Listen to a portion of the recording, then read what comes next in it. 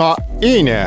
ぶっちゃけこれだけで満足。もう見た目っていうところで。見上げられた時の雰囲気はこんな感じです。上から電車に座ってるとこんな感じです。こんだけ綺麗だとさ、アクセサリーっていう判断としても捉えられると思うので、KT です。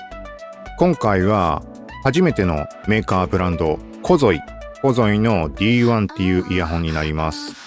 パッケーっていうのかな、こんな感じになってます。製品詳細、こんな感じになっています。気になる方は一時停止などしてチェックしてみてください。とりあえず予備知識とか全くなくググってみたレベルで言うと、製品がめちゃくちゃ綺麗だなっていう、その印象がとにかく強い。初めてなのでちょっとドキドキだね。オープン。さあ、おっと、なんか紙が出てるね。はい、ちょっとまだ隠しとこう。めっちゃなんかさ、この時点でもう綺麗じゃない？メタリック感、紫かな。俺紫大好きなので。オーナーズマニュアル。なんかちゃんとしてるね。このなんか紙とかもそうだし。日本語、説明みたいなのはちょっと書いてあるか。はい。そしてじゃあこれちょっと横向きかな。横向きにしてどかしてみます。さあ、お楽しみ。どうでしょうか。はい。やっぱめっちゃいい。めっちゃ良くない色。動画の映像で見て感じられる綺麗さ、美しさっていうのは、実物目で見ても同じ印象です。めっちゃいい感じ。なんかさ、黒、白、シルバーとかゴールドとかってエレガントっていう表現って誰もが思うと思うんだけど、対してね、このね、紫ブルーの感じで、ちょっとやりすぎるとギラついてさ、なんかちょっと下品に見えたりすると思うんだけど、そういう要素が一切ない。この配色にもかかわらずめっちゃエレガントな印象を受けます。これはいいね。もうシンプルにつけててなんかテンション上がりそうな、そんな雰囲気がすごいです。ちなみに今回は初めてお声掛けいただいて、こちらのコゾイ様よりご提供いただきました。価格がね、ちょっとこれ確かではないけどテロップで出すけど3000円とかなんだよね。3000円台だった気がします。これ引き上げます。めっちゃ綺麗。この束のところ見るとめっちゃ綺麗なんだが、ちょっと今見せるんでひっくり返します。ひっくり返すね、このまま。ほい。めっちゃ鮮やかじゃん。これはいいな。しかもさ、なんかね、このメタリック感ある中で、この鎖みたいにさ、編み込まれてる形状、これが魅力を引き立ててくれてる感がすごいです。このね、メタリック感あるところを含めて、この編み込んでることによってさ、この反射する面積が増えるじゃん。一本のケーブルよりも。ここめちゃくちゃポイントだと思います。ちょっとね、やっぱね、カメラで見ると印象違うわ。目視で見るとめっちゃ紫で、もうちょっとなんか色味変わっちゃったら結構下品に見えるかなっていうギリギリのライン。俺は結構好き。ポップさとエレガントさと兼ね備えてる感じで、ちょっと全体のこの雰囲気で見た時にはめちゃくちゃいいなっていうのは実物を見ても感じます。どうでしょうか。いいね。しかもさ、このさ、本体フェイスプレートのこの雰囲気プラスこのロゴがシルバーで入ってるのに対して、ここなんて言うんだろうね、ケーブルのここのところ、ここのシルバーとかっていうのもいい感じ。ノズルのシルバーとかもなんかね、そうだね、ちょっとアクセサリーっぽさっていうのも含みつつ、これはいいわ。マジでね、これはね、見た目のところでなんかあんまりなカラフルなもの、例えばこれ系のもので言うと KB イヤーのなんだっけ KB02 とか振動するイヤホンってあると思います。それ系のものでめっちゃ好きなものがあって、それに雰囲気近いかなっていう印象はあります。それ以外って基本的には黒、白、シルバーとかさ、そういうものがイヤホンだと手にすることが多かったので、これめっちゃいいね。もうこれだけで終わってしまいそう。もうこれだけでもう満足。ぶっちゃけこれだけで満足。もう見た目っていうところで。はい、ここ、箱がこう取り出せます。イヤピが2種類入っています。こういうタイプのウレタンみたいな感じのイヤピついています。全くわかんない人向けにも伝えておくと、これだとさ、この素材だとこうに押した時に潰れるので、潰した状態で耳の中に突っ込むことによって膨らんでって耳の形状にフィットしてっていう感じの効果。遮音性に優れているっていうのと、あと反響感がなくなるみたいなとこで、実際の特性はわかんない。俺知識ないからわかんないけど、個人的にいろんなイヤホン試していく中では、例えばキンキンするようなイヤホンとか、例えばコンクとかもそうかもしれないけど、そういうのにつけるとそのね、キンキンが抑えられたりとか、あとは例えばスターシップとか、スターシップじゃない TRA のスターフィッシュとか、あそこら辺の中域とかがジャリジャリ聞こえるようなタイプ、あれか KZ 系のシャリシャリするようなものもそうだけど、そういうのがあまりにきつく感じるときはウレタンとか使うとね、いい感じに収まって、俺は結構好きです。めっちゃ入ってるけど、どういうことこれ、多すぎない？どういうこと2種類入ってるんだ。3種類系入ってるんだ。そうなんだ。なんかさ、形状特殊なんだが。こんなん俺見たことない。何これ？何この二重傘みたいなやつ。キモ。何これ？なんか耳クソとかいっぱい引っかかって出てきちゃいそう。この通常の形状のイヤピでしょ？そして、この二重傘みたいな感じのイヤピが2つ目。そしてウレタンで3パターン目っていう感じになるかと思います。たださ、全体的にこのウレタン以外ってめっちゃちっちゃい気がするんだけど、俺体でかいので、イヤピ大丈夫かな？なんかちゃんと密閉が取れなそうな雰囲気は今のところサイズ感的には感じています。このあたりも実際につけて検証はしていこうと思います。はい、ちょっとイヤーピースつける前に着用感見ていこうと思います。はい、つけてみました。はい、どうでしょう？なんかね、今ね、つけるときにね、めっちゃぴったりフィットするなっていう印象を受けました。なんか耳のここのところをさ、押しのけるような感じで、めっちゃね、フィット感がいい。ここの正面から見た時も、ものによっては、サイズ感の依存もあるとは思うけど、これ結構ちっちゃいんだけど、なんか割とコンパクトってことになるのかな？どうだろうね。収まりがいいです。正面から見ても、ここの出っ張りも結構ね、少なめな気がする。はい。どうでしょうか。結構ね、わからんけど、女性の耳ぐらいのサイズ感なんじゃないかなとは思います。はい。一応じっくりと。ケーブルここの部分は、耳かける部分はホースみたいなので保護されて癖付けがされているので、ただ線を耳の上に通すのとはわけが違うので、ちゃんとフィットするんじゃないかなと思います。背面から見るとこんな感じ。はい。上から電車に座ってる時に見られるとこんな感じです。後ろから電車の上から見られることはあんまないと思うけど、下からこう見上げられた時の雰囲気はこんな感じです。どんな想定だよ。でもな、こんだけ綺麗だとさ、アクセサリーっていう判断としても捉えられると思うので、そもそもさ、見た目を重視するって人もいると思うから、ここはせっかくなのでと思って最近は結構ね、きっちり写すようにしています。はい、こんな感じ。めっちゃ綺麗。はい、そして一応、重さに関しても測ってみます。はい、ケーブル込みで乗せて 26g。イヤピついてないな。ちょっとイヤピの計算入ってないけど、26g 参考程度に。このグラムは割となんかよく見かけるぐらいでしょうか。って何の基準だった話だけど、漠然とこう測ってる時に 28g ぐらいって割と見かけるような気がしたので、これはリケーブルできるよね、きっと。ちなみにこの本体ちゃんと映してなかったか。外してないからか。外します。リケーブルできるよね。はい、外れました。ピンに関してはこんな感じになってます。左右のこの表記 R に関しても、結構大きく入れてくれてあるから、シルバーだから見づらいかもしれないけど、見えなくはないです。そして本体。はい、こんな感じ。ちょっと光の反射で見づらいかもしれないけど、ピンでしょ？で、ここになんかあるね、赤いのが。これなんだろう？音が抜ける、空気が抜けるとかそういうことなのかな？ちょっと知識ないのでわからないけど、一応映しておくので、はい、わかる方は判断材料にしてもらえたらと思います。滑るな。これで持つと滑るね。結構落っことさないように注意が必要かもしれないです。はい、こんな感じ。めっちゃいいね。ノズル、こんな感じになってます。はい。じゃあこれは片側だけ映して、これでもう繋いでしまおう。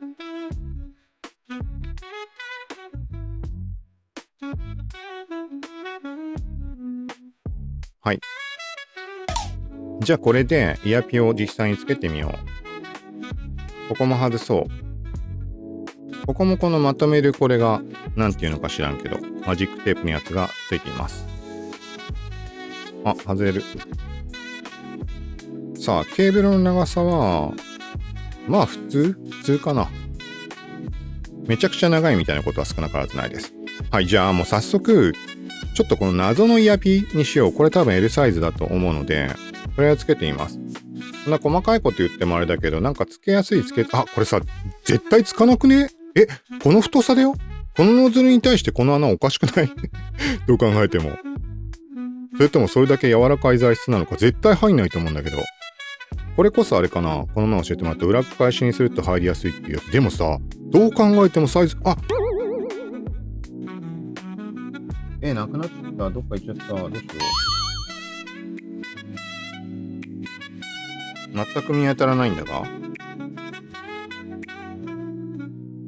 った、よかった。はい、じゃあ裏返しにして、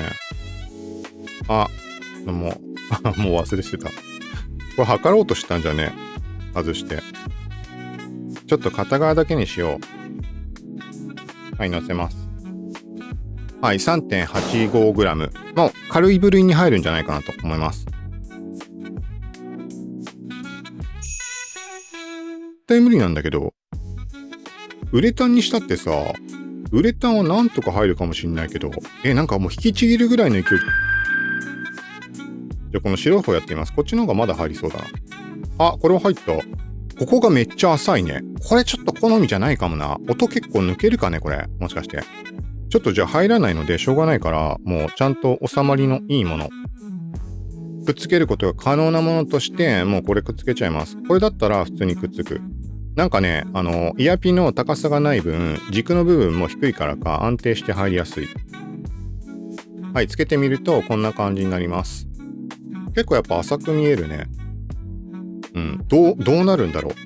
このさ、本体がさ、ちっちゃいのか、さっき耳のオブジェの収まりがいいって言ったけど、つまり本体部分は耳に収まりが良くて、その分イヤピの高さがなく、結構手前で奥まで入れずに使うみたいなイヤホンなんでしょうか。はい。こんな感じです。ちょっと実際に耳につけてみようと思います。なんだこれ。なんかさ、収まりがめっちゃ悪いんだけど、本当に合ってるっていうぐらい収まりが悪い。何これ。あ、そうなんだ。こうがっつりこう持っていかなきゃいけないんだね。耳に対して耳がこうあったとして。なんかね、形状的になんかこんな感じで今やっちゃってたから違和感感じたんだけど、ちゃんとこう回せて、ここが上に来るぐらいまですれば OK だ。ぴったりフィットしました。俺は体でかいから、ちょっと本体自体が浮いちゃうっていうのは右耳だけちょっと浮いて感じるんだけど、左に関してはね、もう本体で押さえつけて、なんかもう遮蔽してる感がすごい。多分ね、イヤピに関してはそんなにぎゅうぎゅうで収まってるみたいなことはないんだけど、でも密閉が得られている。これ耳の形状依存だね。右耳はちょっと浮いちゃってる感じがあります。はい、つなぐのに USB ダックはもういつも使っている、定番的に使っている KB イヤーのこちらの TC12 Pro だったかな。1200円ぐらいのやつ、これを使います。これもいつも通り、ちょっとこの番組に対応しているポッドキャストがあるので、それを一旦、自分の声っていうところで一番把握している編集とかでもよく聞いているところとして確認してみようと思います。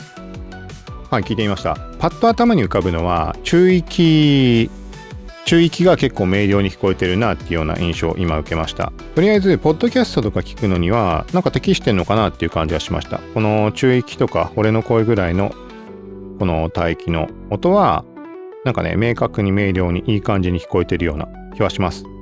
そしてここからはみんな同じような聞こえ方、共通して聞こえるようにっていうところも含めて YouTube のこのチャンネルのトップページ下の方に再生リスト作ってあります。ここに並べてある曲、そこから適当にこの曲って言いながらちょっと流していきます。はい、ここにあるので同じものを聞いてもらえれば、なおかつ iPhone 持っててこれ買ってる人とかだったら、ほぼほぼ同じ音として聞こえると思うので、サブスクとかだとさ、サブスク加入してない人とかだとね、ちょっと変わってきちゃうと思うので、音質は良くはないんだと思うんだけど。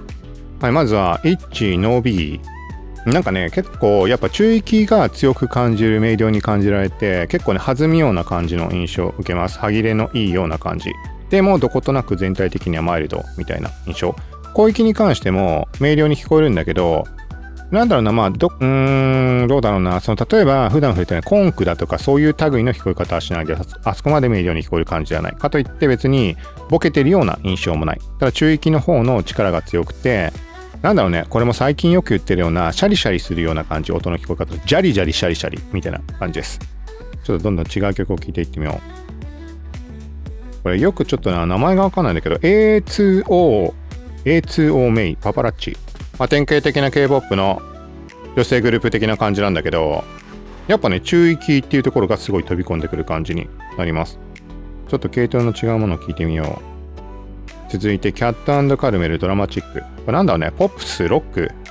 これも女性ボーカルです。これはね、低域に関してもうめちゃくちゃ明瞭に聞こえるってタイプではないんだけど、圧でボケた感じでズンズン来る。圧を感じるタイプというよりは、音として聞こえるタイプかな。その中間かな。音よりの振動も伝わってくるみたいな感じ。なんかね、どこどこどこどこ来て、そこはいい感じな気がします。もうこれ好みもあると思うし、ちょっとね、定域に関してうまく説明今のところ言葉としてできてないような気がするので、ちょっともうちょい違うものを流してみよう。東京グル主題歌、アンラベル。はい、聞いてみました。なんだろうな、俺あんまこれ体験したことない類かもしれないです。だからちょっとね、言葉にするのが難しいんだけど、一番最初に聞いたときは、まあ特に好きな感じじゃないかなってぶっちゃけ思ったんだけど、それは多分ね、さっき言ったみたいにイヤホンの付け方が失敗してたとかもあると思うの。今ちゃんと密閉取れてるんだけど、今この状態で聞くと、なんかね、いい感じかなって気がします。ただ、何がいいっていうほど明確に言えない。ただ、なんだろうな、解像感が高いのかな、中域とかに関して。ちょっとね、まだ判断がつかないみたいな感じです。ちょっと先に変えてみようかも、イヤピ。ここから今 iPhone で聞いた後に PC でも一応 Mac でも聞いてみようと思って、Mac ってちょっと MacBook Neo になるから最近やったのとちょっと変わってくるかもしれないけど、ちょっとイヤピ変えてみます。これが、まあ、言ってみたら TRN の T イヤーチップスだっけ、透明、名前間違ったらごめんなさい。透明のタイプの、めっちゃね、音がね、シャキッとして、こう、はっきり聞こえるようになる感じの印象を受けました。これね、面白くて、この二重の傘になっていて、これがね、うまく作用してんのかなみたいな聞こえ方をした印象だったな。ちょっとつけます。これがね、めっちゃつけづらくて、つけられないんじゃないかって思ってたんだけど、なんかしばらくやったら広がったのかな。つけづらいのは変わんないんだけど、なんかね、無理やり押し込むとつく。なんかもうね、どうやってついたのかわかんないような感じで無理やり押し込んでつける感じです。はい、この二重傘のやつつきました。絶対つかないと思ったけど、まあ、つきます。はい、ちょっと耳つけて聞いてみます。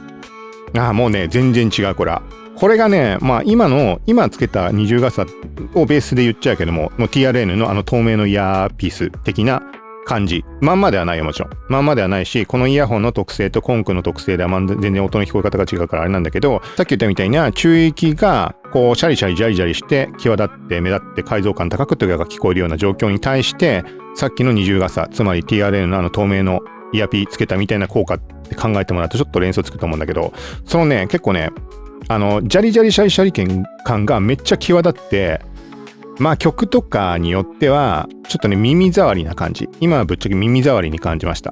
クリアに聞こえてるんだけど、元のイヤホンの音の鳴り方自体が、ジャリジャリ感、まあ言葉良くないかもしれない。ジャリジャリ感を伴っているために、ちょっとね、やりすぎな感じを個人的には受けています。ちょっともうちょっと聞いてみます。わかりやすく言うと、もう普通にね、ボリュームが上げられないです。ボリューム上げると、そのジャリジャリで耳に刺さってくるような感じがある。広域じゃなく中域あたりももう刺さってくるような感じです。逆に言うと、ボリュームを抑えて聞くのには悪くないかもっていう印象。もうね、ボリュームを大きくしちゃうともう完全に耳に刺さる感じ。痛いというか、キンキンするような感じになっちゃいます。ちょっともうちょっと別の曲も聴いてみよう。ミャオバニーアップ。まあ2曲しか聴いてないけど、これはこのぐらいにしておこう。これはね、もともと好きだったタイプかもしんないけど、めっちゃ明瞭に聞こえるから。ただね、ちょっとね、きついです。迫力ある感じでは聞けない。迫力ある感じで聞こうとすると、もうね、中域広域あたりがガツガツ耳にキンキン来ちゃうから、これ以上ボリューム上げらんないってなります。なんかね、この二重の傘のこのまんまの効果がちゃんと得られてるんだな、みたいな印象を受けたので、ちょっとね、説明のしようがない。そんな風に聞こえたかって言われたらなんだけど、ちゃんとね、綺麗にね、特定の音域だけ、そんなことがあるか知らんよ。イメージね。特定の音域だけこの外側の傘の中あって、反響して、別の音域に関しては内側の傘に収まって反響してんのかなみたいな、今言ったイメージを感じました。それが具体的にどう聞こえたかって表現まで今できないんだけど、なんかね、ちょっとね、だからまあ今の言葉のままで考えるとなんかちょっと面白い感じだよね。他にはなさそうな感じ。ただもう音の傾向としては、だからあれかな、今広域中域に目がいっちゃってたからもう散々言ったじゃん、今。キンキン来ちゃって。だからそれとは別の言ってみたら低域の部分に関してはなんか特殊な効果が得られて別の聞こえ方してんのかもね。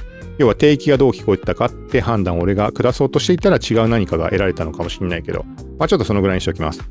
それで一応ちょっとだけウレタンを試そうじゃん。だから現状のこの感じだとまあこの二重傘やっぱないなっていう感じで、他のイヤホンに試したらいいかもね。マイルドなまったり系の音のやつとかに。ウレタンとかってさ、押し込んだ時に中の軸とさ、外側がずれちゃうこととかあったりするから、あんまキツキツだとちょっと、押し込めばそれはつくんだけど、ちょっと怖い。はい。こんな感じで、ちょっとつけてみます。もうちょっとだけ聞いてみよう、何曲かだけ。ウレタンは基本的にサイズが大きいので、あんまね、まあ回し入れた方がいいのかもしれないけど、そんなことしなくてもちゃんと密閉は取れています。体、耳でかくても。なんかね、全体的にこのイヤホン自体がちょっと刺さりやすいのかな。その広域が刺さるみたいなことでなく、中域とかも含めてなんだけど、なんかね、ちょっとキンキンするような気がします。で、これウレタンはもう遮蔽感がもう全然違って、こっちの2つとは完全に塞がれてるなって感じ。まあウレタンだからそこは連想はつくと思うんだけど、その状態で耳の奥でこの音が一切漏れることなく、そして反響もすることはないっていう言い方でいいのかな。ウレタンについてそんな知らんけど、なんか反響しなそうじゃん。それで考えた状態で、やっぱね、あんまりボリュームが上げらんないかも。つまり音が明瞭すぎるってことなのかな。はい、まあちょっと聞いてみました。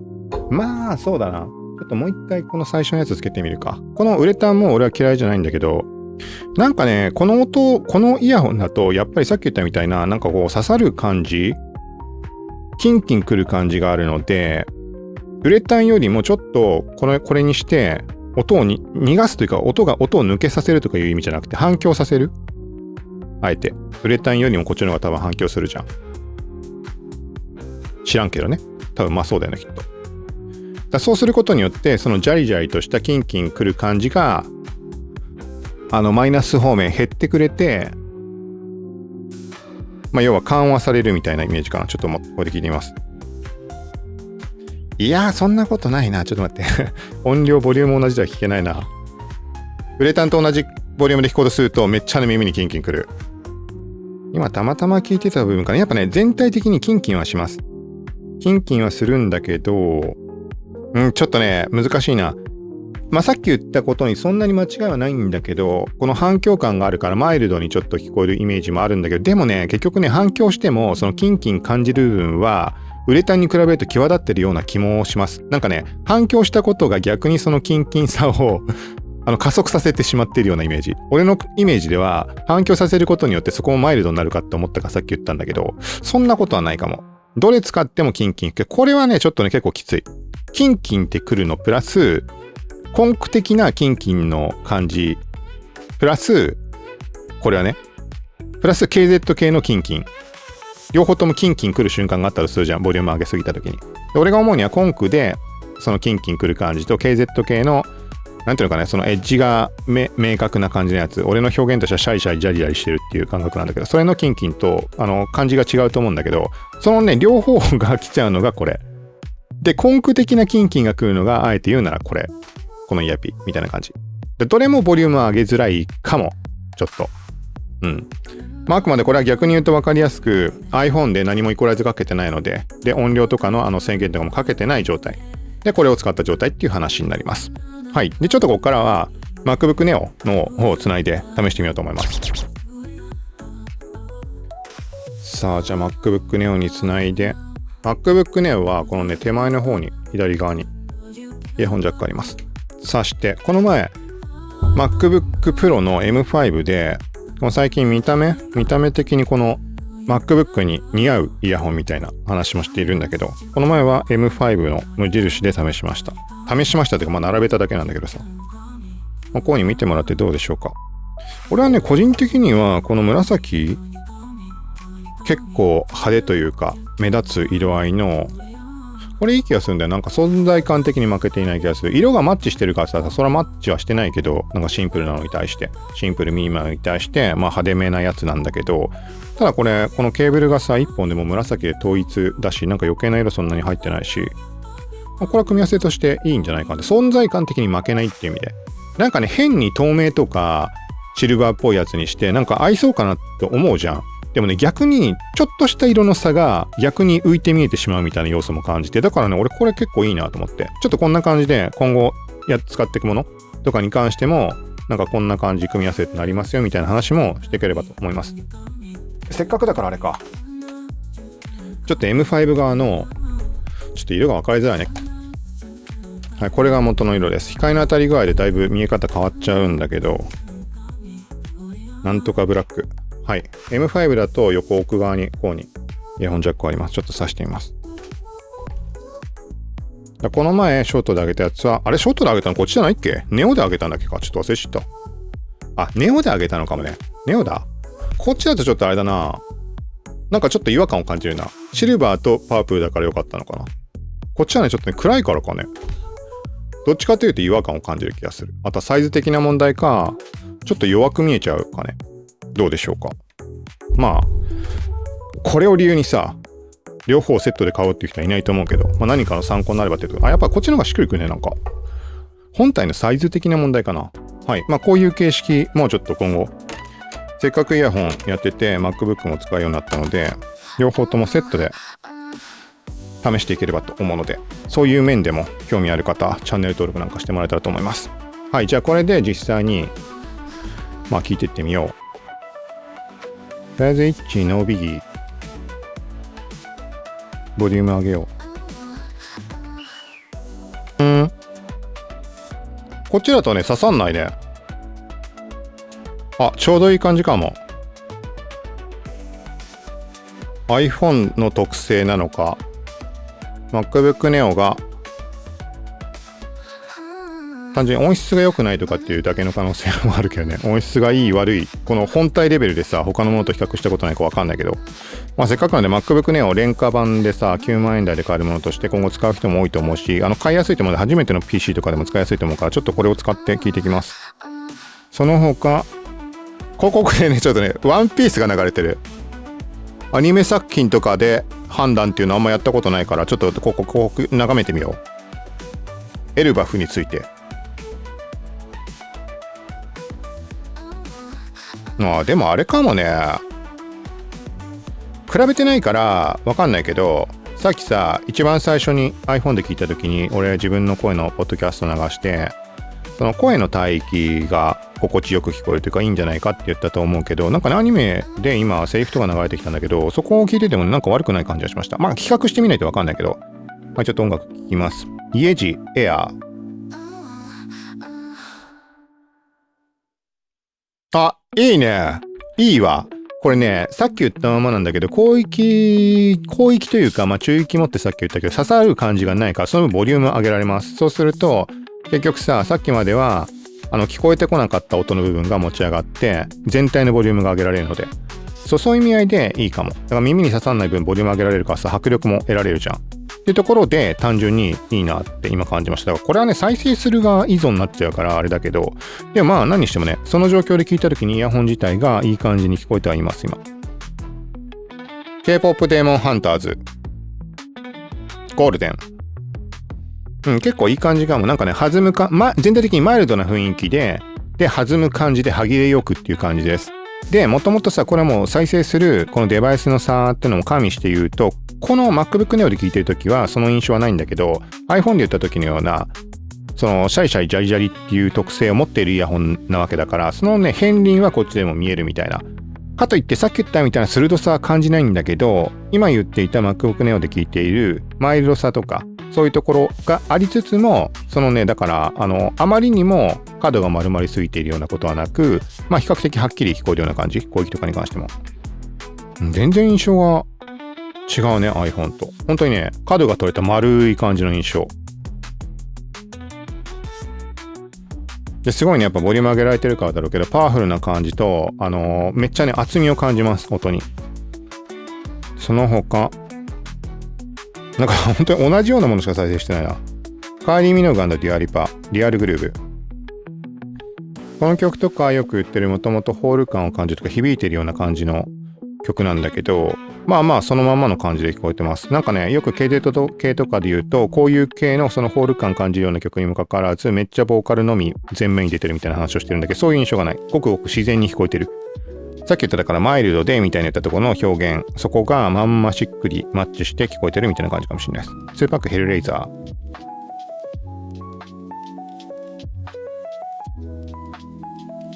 ちょっと CM を聞いてみよう。はい、2パックヘルレイザー。今は2パックヒップホップなんだけど、ラップなんだけど、を聞いたらなんだろうな、ちょっと物足りなさを感じました。なんというか、その声の部分にさ、焦点が当たってるというか、っていう話をしてたと思うけど、なんか、ね、そこがちょっと弱く感じるというか、なんかめっちゃマイルドすぎるなって感じました、今は。なんだかよくわからんけど。はい。まあでもあれか、今ずっと女性ボーカルだったから男性ボーカルってもしかして初めてかな。まああれか、アンラベルぐらいか。アンラベルもね、声キー高いもんね。そこの差かな。もしかして男性ボーカルになった時にちょっと物足りなさを感じるのかな。じゃあ米倉敏の Do Something でやる。それあるかも。曲の方の音にちょっと飲まれてるというかに包み込まれてしまっていて、男性ボーカルだとちょっと明瞭さに欠けるように感じてしまうかも。ちょっとね埋もれてるというかオブラートに包まれているような印象を受けます。今2人だけどラップと、普通に歌ってるやつ R&B 系のもの。女性ボーカルに関してはさ、基本的にさ声質だとかこの声が高いとかあるから、だからちょうどよく感じたのかもね。ちょっともうちょっとじゃあ男性ボーカル女王蜂メフィスト、声質もあるかね。なんかね今聞いたらめっちゃねもともと iPhone で言ってた時のジャリジャリ感的な表現したじゃん。その感じにまさしくねなんかマッチした感じで声質的に。だからエッジが明瞭に聞こえてる印象ありました。まあでも元の音源の差とかもあるだろうけどさ、でもな普段散々こういうの聞き比べててその音源の差がどうこうっていう話を俺自身はしたことないので、実際その音源の差相当激しいと思うんだけど YouTube だから。けどちょっとねじゃあ他にもなんか男性ボーカル言ってみようか。男性ボーカル他なんかあるかな。めっちゃ古いのこれ。一回もこのレビューでこんな知ってる人いるかね。ウォーレン G レギュレート2パックとかで出たバスケ映画で使われてた曲。まあやっぱね声質の絡みはあると思うんだけど、これもちょっと埋もれてる感じはあります。要は男性ボーカルの声の部分、これもラップなんだけど、男性ボーカルの声の部分が音楽じゃなくてね、声の部分がめっちゃマイルドに感じて、本当にね BGM に飲まれてるような感じがある。まあ別にそれが適度で悪くはないのかもしれないけど、なんかね明確にボーカルがはっきり聞こえてるっていう印象が男性ボーカルだとない。と言いながらちょっとじゃあ女性ボーカルもう一回言ってみようか。多分女性ボーカルはちゃんと聞こえると思うんだけどな。なんかめっちゃいつもスクロールしない、めっちゃ下の方に来てるな。再生リストの。いつも流さないようなものでなんかないでしょうか。ものすげえ古いのが入ってて。はい、じゃあちょっと、もうこんな知ってる人いるかね。まあ有名なゲームだからあれか。ニーアレプリカントのイニシエの歌、運命。聞き方によるかな。女性ボーカルも今男性ボーカルが埋もれてるっていうのに気づいてから今聞いてみたらなんか同じような印象。ただやっぱり声が高い分まだ男性ボーカルに比べると目立つかなぐらいの感じ。YOASOBIアイドル。なんか今 CM でさアニメの映像流れてる。これ面白そうだな。日本を再統一せよ。日本三国。これ面白そう。なんとなくちょっと気になったので見てみよう。プライムビデオで見られるか。はい、アイドル。まあ本当あれだね。まあこの曲の構成とか作り次第っていうのもあるだろうけど、声質プラス曲の作り方。まあなんか俺音楽のことわかんないけどさ、単純にさ、まあ BGM が控えめとかっていう曲もあるかもしんないじゃん。とか使ってる楽器だとか、その声質に対して被るような、まあ近いような音の鳴り方 BGM がしてる時には当然被って聞こえるだろうし、っていうところが顕著にちょっと現れるかもしれないです。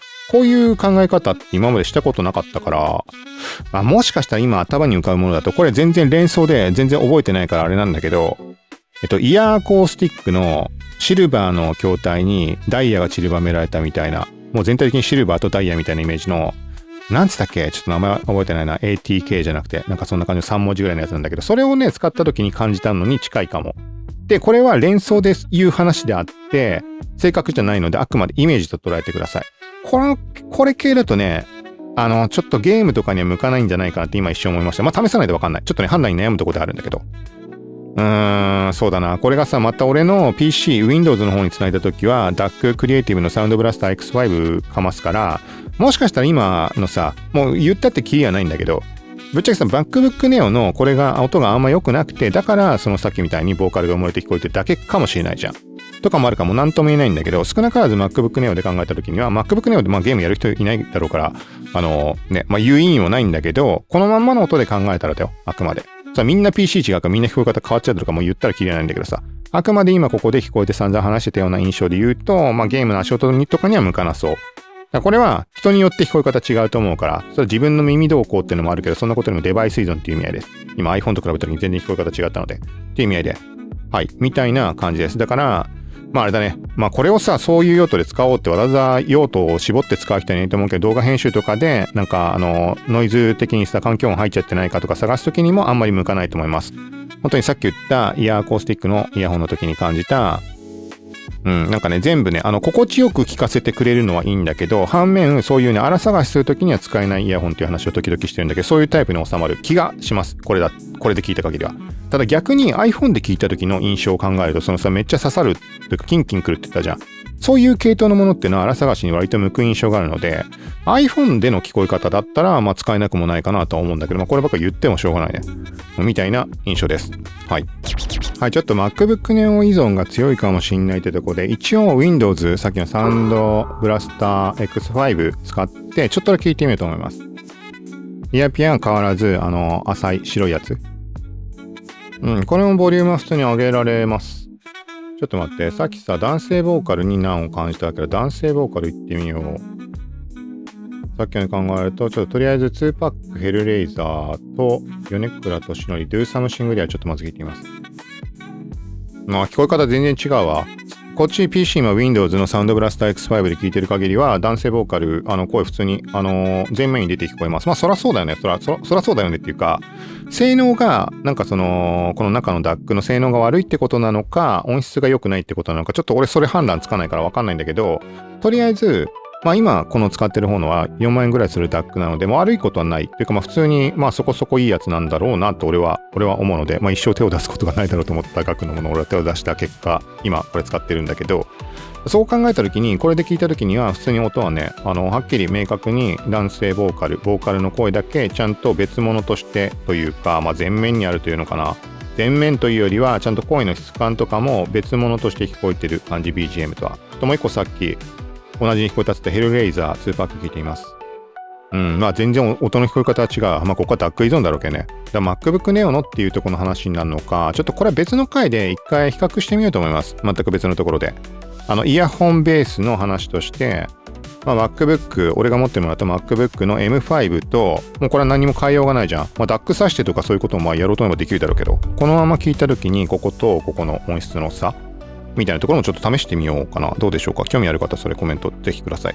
なんかさ、俺さ、今日たまたまね、ツイッター昨日かな、ツイートをしたんだけど、なんかプレキャン、まさしくさ、このクリエイティブっていうメーカーの俺がその DAC 今使って4万ぐらいですたの。そこのところがプレキャンやってて、スピーカーちっちゃいなんか小型のやつをプレキャンやってて、まあリツイートしてコメント1個打つみたいなのがあって、その応募要項に。でそこでふと思ったんだけど、スピーカーで音を聞くってことが俺人生上ほぼほぼなくなっちゃったなと思って、もともと俺イヤホンって全く使わない人間でした。まあ、こんな言い方あえてするのもあれだけど、まあ麻薬になりましたよって意味合いで言うだけなんだけど、イヤホンをね使う意味がわからないっていう時代がめちゃくちゃ長くて、ここ多分3年ぐらいでイヤホン使い始めたんだけど、それ以前ってねほぼほぼ使わない。もうちょっと5、6年前とかから以前まで遡ると十何年間とかイヤホン使ったことないんじゃないかっていうぐらい使ったことがない。じゃあどうしてたのっていうと、普通にテレビのスピーカーとか、まあスピーカー一応 PC につけていて、ちょっとまあ1、2万ぐらいするもの。別にこだわりはなんもないんだけど、まあとりあえずこういうのでいいだろうと思って、なんとなくよく聞こえればいいかなぐらいで思ってて流したんだけど、その時にも、なんかいい音かなと思うことあったけど、今こうやってレビューしてるみたいにさ、なんか俺こだわってるわけじゃないんだけど、レビューしてる以上、ちょっとずつ知識がついたりとか、いろんなことでさ、なんか分かっていくじゃん。そういう知識ない状態で漠然と聞いてなんとなくいいなって思ってただけの話で、よしあしなんて分かってなかったはずなのね。っていうところに対して、なんかさ、MacBook のレビューとか、この MacBook Neo でも、音質のさ、スピーカーの音の差をこの2つで比較するみたいな動画がいっぱい上がってたのね。そう、それみんな重要なもんなのかな。そもそもの生活として逆に今はさっき言った話と逆転しちゃうけど、今は完全イヤホン生活なので、スピーカーで音を流すってことは間違いなくて、だからイヤホンの音の差で随分変わるなって今思い始めてんの。だから聞くことがないから、そもそもそんな使い方するもんなの？ノートパソコンと音を流すなんてこと。例えばさ、音楽を部屋にこう響かせていきたいっていう場合にそれは流すことだってそれはあるだろうよ。それはまあわかるんだけど、なんかそんなさ、そんなに頻度が高いものなのかなってのはちょっと疑問で。これも完全な雑談余談なんだけど、今聞いてなんか思うことある人がいれば、まあ自分はこんな使い方してるからスピーカーめっちゃ重要ですとか、なんかここの音の差をさ、せっかくだから両方持ってるから比べてるってだけのことなのか、そこに興味を持つ人が多いのか、ちょっとそれコメントとかさ、そういう動画いっぱいあったんだから、コメント欄見ればそこに反応があったかとかチェックすれば分かる話なんだろうけど、まあせっかくなんでもしよかったら分かる人いたらちょっとそこ教えてもらったら嬉しいです。あれだよね、多分今の話とつながるようなつながらないようなってところはね、スピーカーから音を流して比べるっていうつもりで今のところないんだけど、要望があれば、幸い音はガツガツ流しても問題ない環境にあるので、そういう意味合いで、スピーカータイプのものもなんか興味ちょっとないわけではないから、せっかくイヤホン触ってるからさ。で、なんかね、昔買ったスピーカー別に何でもいいもんでも何でもないけど2万ぐらいのやつ2種類ぐらいあるわけ。で、引っ張り出してちょっと流してみようかなとかも思ったりしてたんだけど、なんかそういう方向もありかなって今考えてる最中です。だから別にやろうと思えば、この2台をめちゃくちゃボリュームでかくして、その代わり部屋のなんか環境が整ってるわけじゃないか、音の響き方どうこうとか何も整えられないんだけど、目の前で流してマイクで拾ってくらい、マイクもさ、そういう音を拾うのに特化したものじゃないから、でもあれか、ASMR でも使われるのタスカムがあるからあれで悪くないかな。もうわからんけど、そういうこともできるので、興味ある人はちょっとそれ、コメントしてください。基本的にはだから、さっきちょっと言おうとして忘れちゃったな。スピーカーから鳴るっていうところのスピーカーの性能っていう話と、またこの中のダックって言い方で合ってるかわからないけど、内蔵ダックっていうのかね。その音を鳴らす、ね、その性能に当たる部分とはまた別の話じゃん、きっとスピーカーとは。っていうところで、俺が言ってんのは、今回の話、イヤホンをつないだ上で、そこの聞こえ方が同じイヤホンで違うのかなって、そこは試す回をちょっと作りたいなと思います。せっかくだからそこでスピーカーも試してみればいいか。よかったら今の話に関連して、なんか思うこと、何でもいいので、そういうの試してほしいでもいいし、逆に試してほしくないってわざわざ言う意味があるかわからんけど、何でもいいので、こういう考えを持っているとか、試したことがあるとか、何でもいいので、はい。お気軽にコメントの方してもらえたらと思います。はい。とりあえず、今回は、こちらの小添 D1、小添様よりご提供いただきました。こちらちょっと試してみました。はい。どうだろうね。でもね、とりあえず俺は、その音どうこうとかよりも、もう見た目がめっちゃ気に入るから、ここ重要だなって、ちょっと結構思いました。他のイヤホンだとね、あんまり見た目いい悪いってあるけどさ、そんなにね、これめっちゃいいわって思うこと、かっこいいって思うことあるよ。ただ、めちゃくちゃいいなって思うことがあったかって言うと、あんまりないの、ぶっちゃけ。そう、そんな中、これはね、ひときわ際立つ感じで、これはもうデザインがめっちゃいいなって、俺パープルとか青系が好きだからっていうのもあるんだけど、はい。というところで、ここが第一にあり、そして音も何も悪いことはない。はい。悪いことはないっていうか、いい部分は普通にあります。好みかっていうと、俺は好みでないんだけど、ぶっちゃけ。ただ、この感じもいいなっていうのは、最後のね、Windows で使った時とか、に関しては特に思いました。iPhone はめっちゃちょっと刺さるからな、使い勝手が悪いとも思ったけど、ただ逆に言うと、さっきも触れたけど、ボリュームを下げて、ある程度鮮明に聞きたいみたいな時にはいいのかもね。その広域中域の、H に当たるところがはっきり聞こえてるってことなので、ボリューム下げていっても。はい。ということで、今回はこちら、小添 D1 レビュー簡単にしていきました。